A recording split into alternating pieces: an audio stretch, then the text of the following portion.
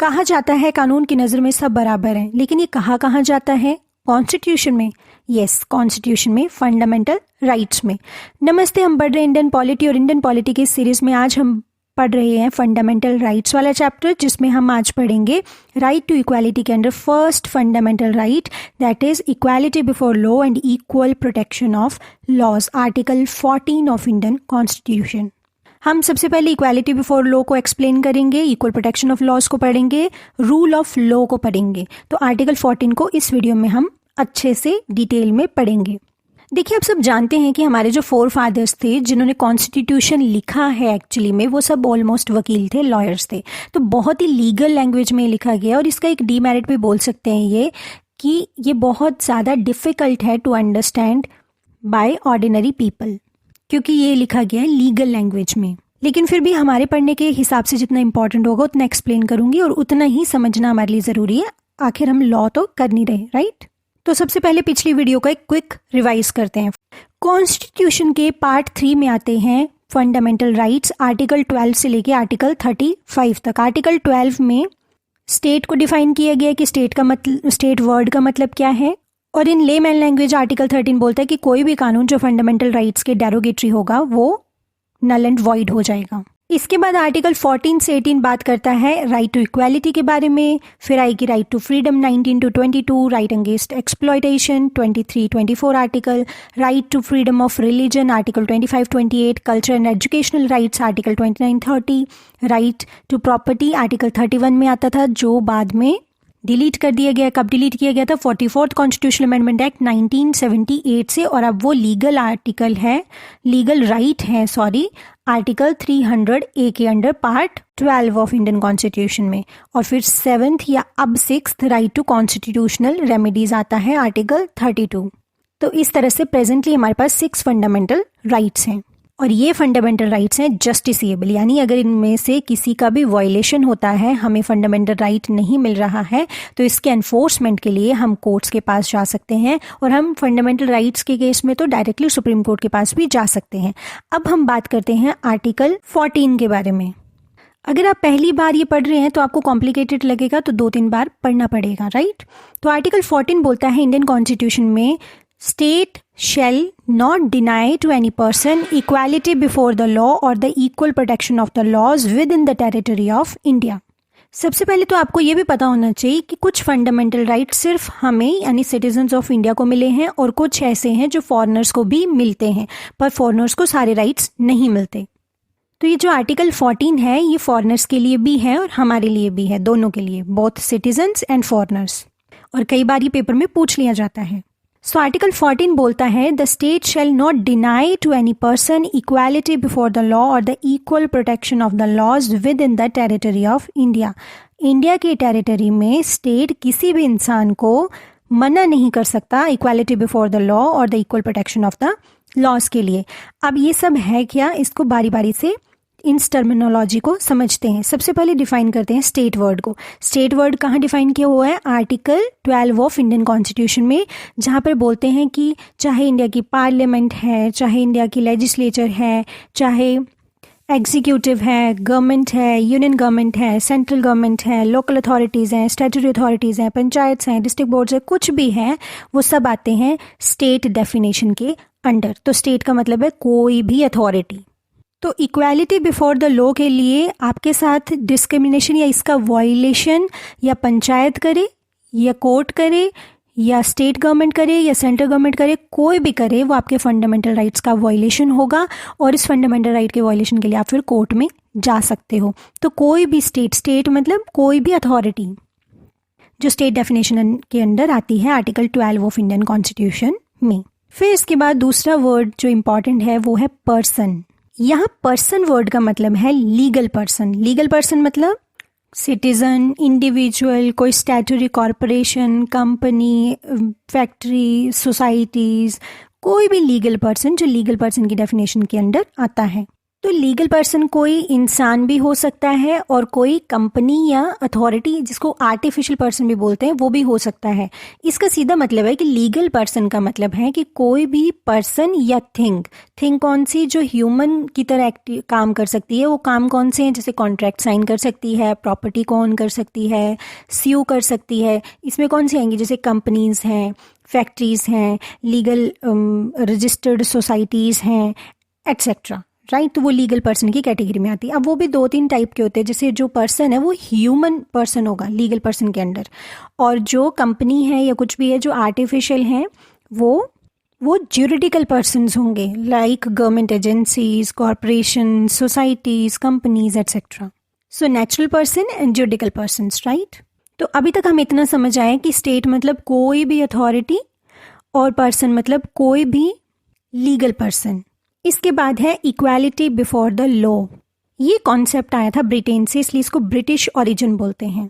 अगर लेमैन की लैंग्वेज में समझे तो इसमें 3 इंपॉर्टेंट बातें बोली गई हैं इंडियन कॉन्स्टिट्यूशन के हिसाब से, और वो क्या है?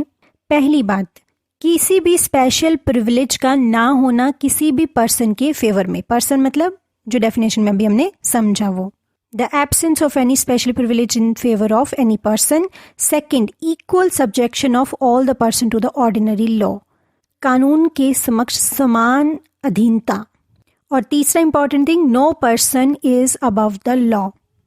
मतलब पहली बात, किसी भी स्पेशल प्रिविलेज का नहीं होना किसी भी पर्सन के लिए।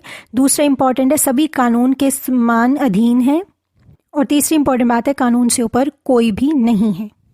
तो पहली बात है कि कोई भी पर्सन है उसके फेवर में कोई भी स्पेशल प्रिविलेज नहीं है, चाहे अमीर है, गरीब है, कोई भी कास्ट से आता है, किसी भी जगह से आता है, उसके हिसाब से कोई स्पेशल प्रिविलेज नहीं मिलेगा। कि कोई दिल्ली का बंदा है तो उसको जी सरकारी नौकरी मिल सकती है, और कोई केरला का बंदा है तो उसको नहीं मिल सकती, या उसको मिल सकती है, दिल्ली के बंदे को नहीं मिल सकती। तो इस तरह का कोई स्पेशल प्रिविलेज नहीं है, चाहे कोई किसी भी घर से किसी भी जगह से आता हो। दूसरी बात है कि कानून का सब्जेक्शन सभी पर्सन्स पे इक्वल है, बराबर है।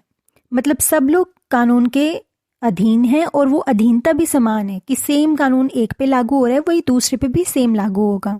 अगर अमीर चोरी कर रहा है तो उसको भी सज़ा मिलेगी, गरीब कर रहा है तो उसको भी सज़ा मिलेगी, कोई दिल्ली का बंदा कर रहा है तो उसको भी मिलेगी, कोई नॉर्थ ईस्ट का बंदा कर रहा है तो उसको भी मिलेगी।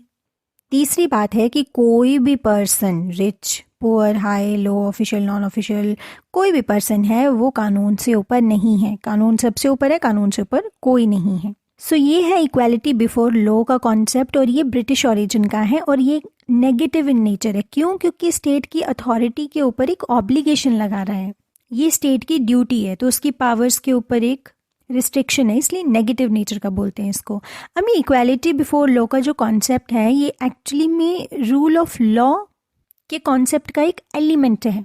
बहुत सारी एमिनेंट पर्सनैलिटीज़ ने इस रूल ऑफ लॉ को अलग तरह से डिफाइन किया है, लेकिन बेसिकली जो हम पढ़ते हैं, ये जो दिया गया था वो दिया था एवी डाइसी ने, जो एक ब्रिटिश ज्यूरिस्ट थे। उन्होंने रूल ऑफ लॉ का कॉन्सेप्ट दिया था, और उसका एक एलिमेंट था इक्वालिटी बिफोर लॉ, कि कानून के समक्ष सब समान हैं।